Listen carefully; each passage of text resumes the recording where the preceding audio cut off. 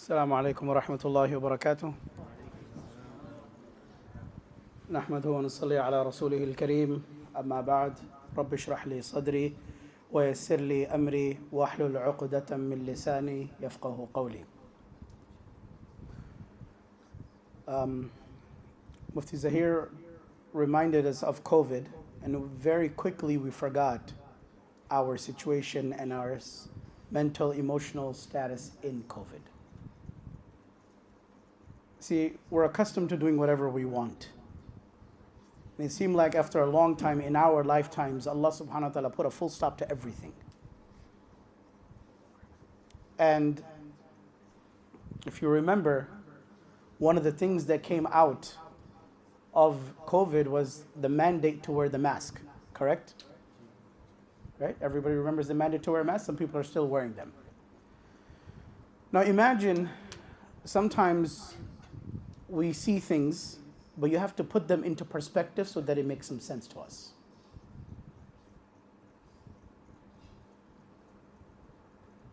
Allah subhanahu wa ta'ala put a mask on our face. Now I want you to think of it as a muzzle. The reason why a muzzle is put on is so that the person can be in control. Just doesn't say or do whatever where it becomes harmful to themselves or to someone else. Now, when COVID happened, was there lockdown here in England as well? Masajid were closed? Right.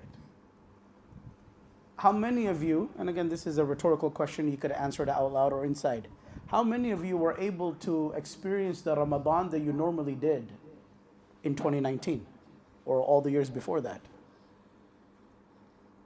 At your home now, you have to do the 20 rakahs.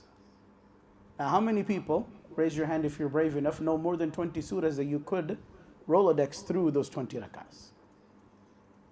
If I was to sit here and say, Pluto, Mars, banana, pancake, then I said again, Pluto, Mars, banana, pancake. Pluto, Mars, banana, pancake. You can say, this is Molly Sab only knows Pluto, Mars, banana, pancake. That's all he knows. Probably from Pluto. Went to Mars, likes banana and pancakes. But how many of you would be willing to hear me if I only repeated just that? And I said nothing else. Doesn't it seem a little ajib and weird to only read Surah Kafirun and Surah Ikhlas and Salah all the time? For every 2 rakahs that you read? There's no responsibility upon us where there are 114 surahs. We only focus on 2. And those of you that say, well, reading Surah Ikhlas 3 times gets you the reward of the whole Quran, well, you're only reading it twice, so you're still missing 1/3. And in COVID, where the holiest month of the entire year, that's 30 days where Allah subhanahu wa ta'ala locks up shaitan so you can excel and you can do a job that your Allah knows that if you progress through Ramadan, you'll go through the mercy, the forgiveness, and eventually, if you behave well enough and you search it and you put in the effort, you could get emancipation from the fire of Jahannam. But at that moment, we raised our hands and we did dua, Ya Allah, give me the ability to read Quran. Because I can't do this. Ya Allah, bless my Imam. We don't appreciate him enough because he stands up here and does it and makes it, for us it's become autopilot. You say, Allahu Akbar, the Imam does all the job. And we know, he does a good job, we get the reward. He does a bad job, he gets all the bad deeds. So you qurban the Imam for Allah. Allah, we do the niyyah behind him and we give him back to you. Inna lillahi wa inna ilayhi raji'un. But in COVID, you came to realize how deficient and distant we are from our Quran al-Kareem. So now that Allah subhanahu wa ta'ala has allowed us back into His home, the first thing we need to remember is, whose house is this? Whose house? Anyone else disagree? Raise your hand. In your house, do whatever you want. You pay the bills. And here, you're not paying the bills, you're supporting the work of Allah subhanahu wa ta'ala. And if for any reason you have an issue with it, Allah subhanahu wa ta'ala will find somebody else to do it. We are interchangeable in this house. In our home today, we can't raise our voices. You can't say what you feel like and want to say because there will be feedback. But in the house of Allah subhanahu wa ta'ala, it's okay to say whatever you want. to whoever you want in the manner that you see fit. We as Muslims sometimes behave better at Tesco than we did in the house of Allah subhanahu wa ta'ala. And that should not be the standard. The people that you see standing in front of you, there is nothing compelling them to stay here and serve you. And if they're serving you, you have to understand they're not your servant, they are the servant of Allah subhanahu wa ta'ala.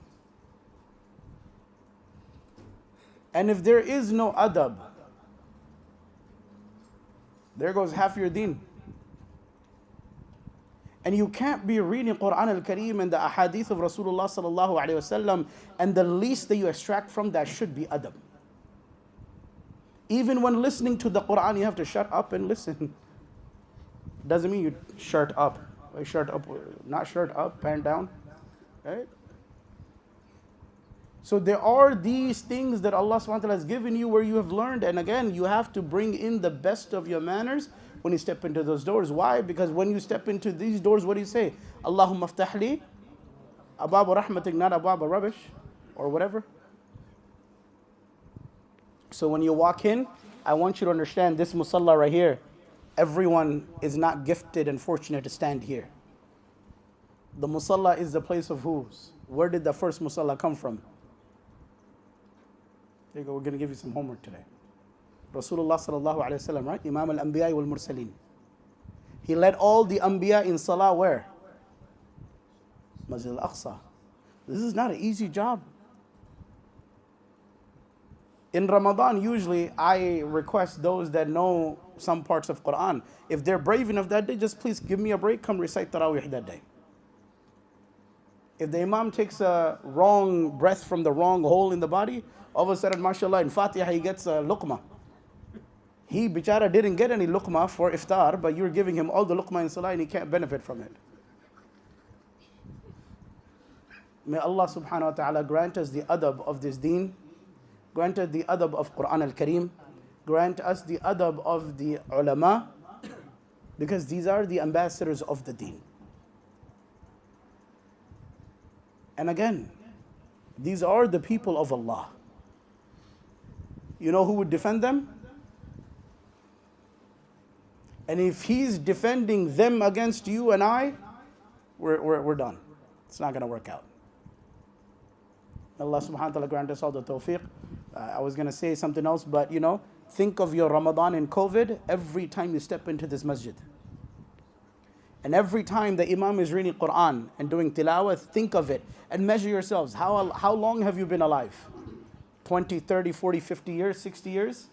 Why is it that when you open Surah Al-Fatiha that you read over 30 times a day, you sound like a stranger and a foreigner?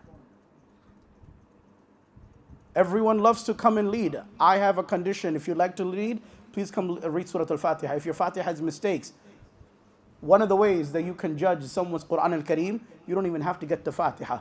Read the Ta'awuz and Basmala and immediately you can pass or fail. If your tajweed in A'udhu Billah is wrong, then you forget getting protection from shaitan. You need to enroll in AL-ILM and learn how to read A'udhu Billah Bismillah. Otherwise, you will become your sadaqallah. Wa akhiru da'wana an alhamdulillahi rabbil alameen.